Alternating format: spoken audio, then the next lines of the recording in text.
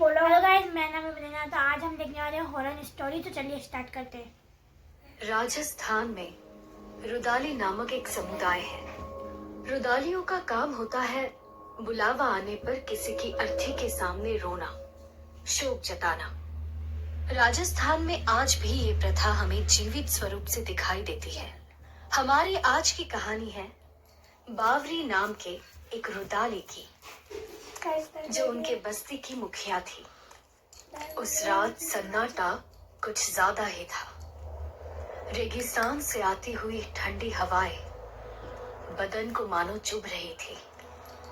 हाथों में लालटेन पकड़े हुए बावरी तेजी से चल तो रही थी, पर झाड़ियों से आती आवाजें बता रही थी कि अंधेरे में बसने वाले कई जानवर आसपास मौजूद है। बावरी को उस रात हीरामन सेठ के घर बुलाया गया था।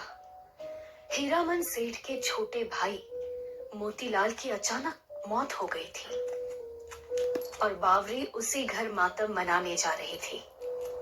बाकी रुदालियां कुछ देर बाद हीरामन सेठ के घर पहुंचने वाली थी। एक औरत अकेले जा रही है गाइस, जंगल में से। वो अभी जंगल और यहाँ पर कितना सारा डरावनी चीज हो सकती है। गाइस, शेर, आपकी सांप, अम्मी बिच्छू। गाइस, आपके अम्मी पापा के बगैर देखना मत, देखना क्योंकि हमारे अम्मी पापा कैमरे के पीछे खड़े हुए हैं, इसलिए हम देख रहे हैं।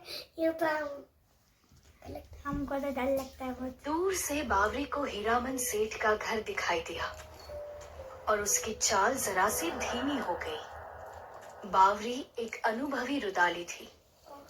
मौत का साया उसे दूर से ही महसूस हो जाता था। बावरी ने एक बार अपने हाथ पर बांधा हुआ ताबीज छुआ और आगे बढ़ी। चलिए ना, अंदर चलिए। हाँ। बावरी आ गई। चलो शुरू करो, हमारे पास ज्यादा समय नहीं है। मोतीलाल जी की अचानक कैसे मौत हो गई? ये जानना तुम्हारे लिए जरूरी नहीं है बावरी। तुम वही करो जिसके लिए तुम्हें यहाँ बुलाया गया है। नहीं हीरामन जी, हम शौक नहीं टीम ले गई हो, देख रहे हो? जब तक मुझे आप इनकी मौत का कारण नहीं बताते। बावरी क्या कह रही है? सही। हीरामन जी से सवाल पूछेगी तू? चुपचाप अपना काम कर और चलती बन। हम रुदाली जरूर है, लेकिन मैं अपनी बस्ती की मुखिया भी हूँ। मेरे हर रुदाली की सुरक्षा मेरा पहला लक्ष्य है। हम देखते मोतीलाल जी की मौत आम हालात में नहीं हुई है। शायद यहाँ मुझे कोई अघोर साया महसूस हो रहा है। आप किसी और बस्ती से रुदालिया बुला लीजिए, लेकिन हम में से कोई आज शोक नहीं जताएगा। चलो सब। इसका अंजाम अच्छा नहीं होगा बावरी, याद रख। रुक जा बावरी।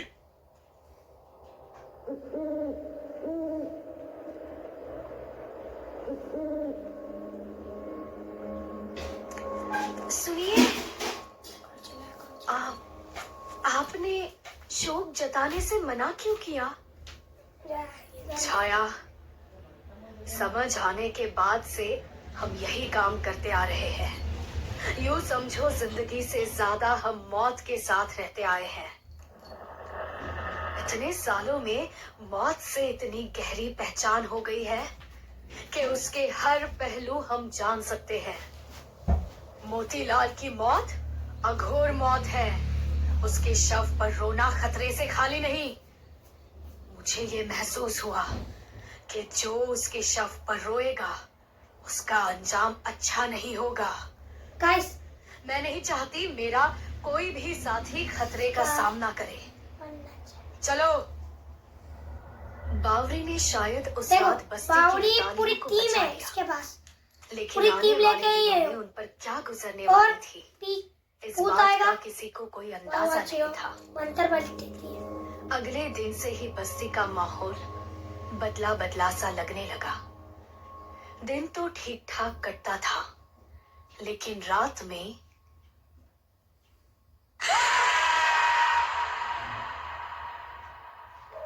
खाना खा ले डरानी हुए नहीं और जल्दी सो जा। ये नहीं डरानी हुए नहीं।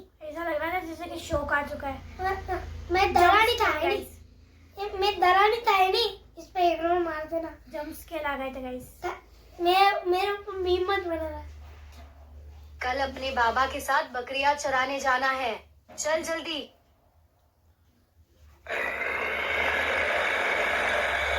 माँ, कैसी आवाज है? चुप रहो। बावरी जी को ये बताना होगा, ये अच्छा संकेत नहीं है।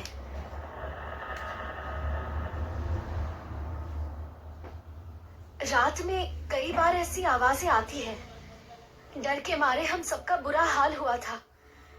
बावरी जी, ये सब क्या हो रहा है? ये ना हो इसलिए मैंने हीरामन सेठ के पास रोने के लिए मना किया था, पर पता नहीं ये बात अच्छी है। फिर भी वो साया हमारे बस्ती तक कैसे पहुंच पाया। वाह, तो अब हमें क्या करना चाहिए? अभी बहुत ठंड लग रही है। बहुत ये ठंड है। क्या है, क्यों हो रहा है? ये जानने तक कोई रात को बस्ती से बाहर नहीं जाएगा, बात ना सही है कोई भाई। अपने घर के किसी तो सदस्य चल को लगता बाहर है। जाने देगा। देखते हैं आगे क्या होता है। मैं आज ही यमराज के मंदिर जाकर महंत से मिलती हूँ। यमराज ये जो भी है अच्छा तो नहीं है, अच्छा तब तक सभी सावधान रहना। उसी रात बावरी अकेले- के मना करने के अकेले- बाद भी बिमला पानी लाने के लिए अपने खेलने बस्ती जा से रही वो दूर देख रही गई। मंदिर खेलनी। बिमला चलकर बस्ती की तरफ आ रही थी कि उसे वो झाड़ियों भी में से अकेली। किसी जानवर के चलने की आवाज अकेली। सुनाई दी। डरी हुई बिमला तेजी से चलने लगी, लेकिन उसकी रफ्तार बढ़ते ही झाड़ियों से आती हुई गुर्राहट भी बढ़ गई। बिमला ने पानी का मटका फेंक दिया और वो बस्ती की तरफ दौड़ने लगी, पर अचानक किसी अजीबोगरीब जानवर ने उस पर झपटा मारा। बिमला छूटने की जी तोड़ कोशिश करती रही, पर वो जानवर उसे झाड़ियों में खींच कर ले गया। सुनाई देती रही तो बस बिमला की चीखें और उसका दर्द में कराहना। आखिर देखो बिमला की सूजन से कितनी फूल गई है। जरूर इसे बहुत फिर से उड़ा लो। दर्दनाक मौत आई होगी। सवाल ये है कि आखिर बिमला ही क्यों? हमने हीरामन के घर शौक नहीं जताया। ये हादसा होना ही नहीं चाहिए था। जरूर बिमला से कुछ गलती हुई है। सच बता भिवा, तुम कुछ जानते हो? उस रात आप सब लौट आए, सब अपने घर गए, तभी हीरामन का आदमी आकर बिमला से मिला। उसने ज्यादा पैसे दिए बिमला को। मैंने लाख मना किया, पर पैसों के लालच में बिमला ने एक न मानी। देर रात वो मोतीलाल के शव पर शोक जताकर ही लौटी। अब ये कहानी जल्दी खत्म नहीं होगी। बिमला अकेली तो नहीं गई होगी, और कौन था उसके साथ? बताओ, कौन गया था उसके साथ? उस रात बिमला के साथ कौन था? मैं तो था नहीं। मेरे नाम क्यों रुदालिया ले कभी अकेले शौक नहीं जताती। बिमला ने पैसों के लालच में अपने साथ और रुदालियों की जानें भी जोखिम में डाल दी थी। मोतीलाल की मौत के साथ लालच शुरू करना हुआ ये चक्र खुली भरा है। कहाँ जाकर थमेगा ये कोई नहीं बता सकता।